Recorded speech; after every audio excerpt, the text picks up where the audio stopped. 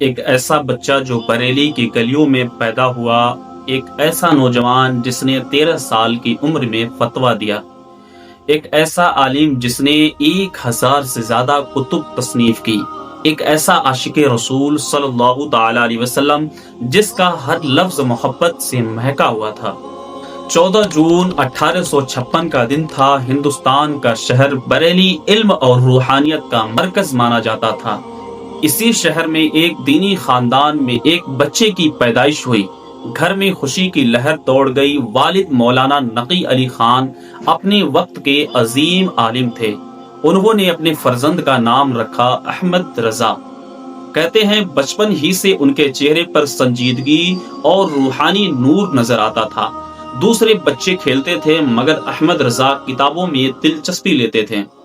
صرف 4 سے 5 سال کی عمر میں قرآن پاک مکمل پڑھنا شروع کر دیا۔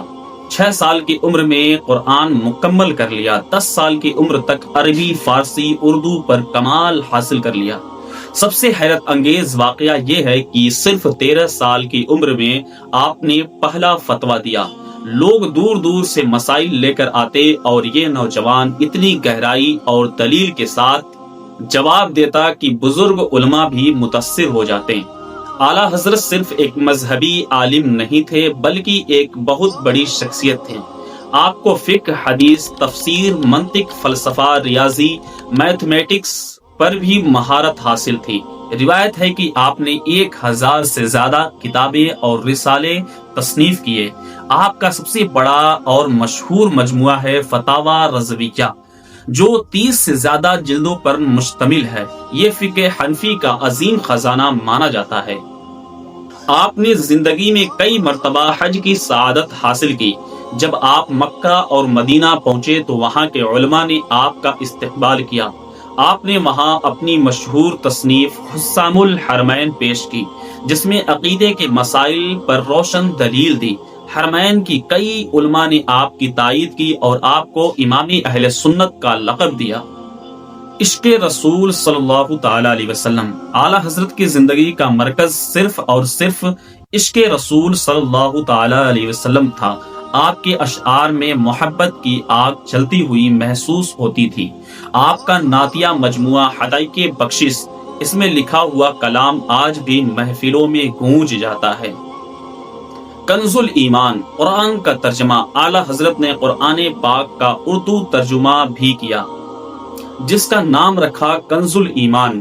اس ترجمہ کی خاص بات یہ ہے کہ اس میں ادب اور احترام کا خاص لہجہ اختیار کیا گیا، خاص کر کے ان آیات میں جو سرکار دو عالم صلی اللہ تعالی علیہ وسلم سے متعلق ہے۔ تحریک اور تبلیغ۔ آپ کو تحریک اہل سنت و جماعت بریلوی کا رہنما تسلیم کیا جاتا ہے۔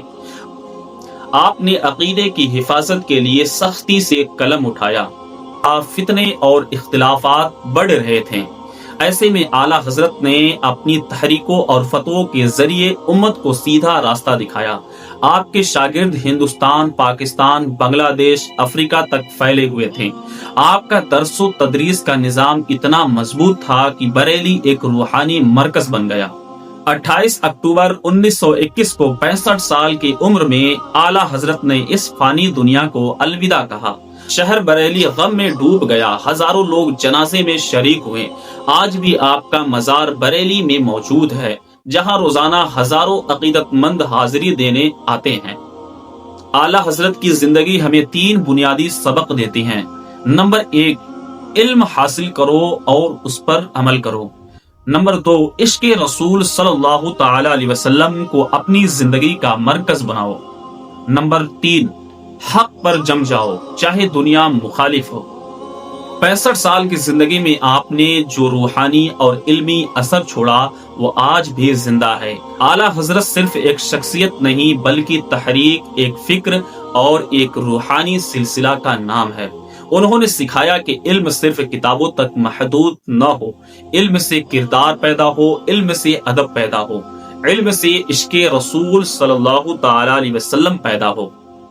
تو دوستو، یہ رہا ایک پیارا سا اعلیٰ حضرت کا کردار اور ان کی زندگی کے بارے میں۔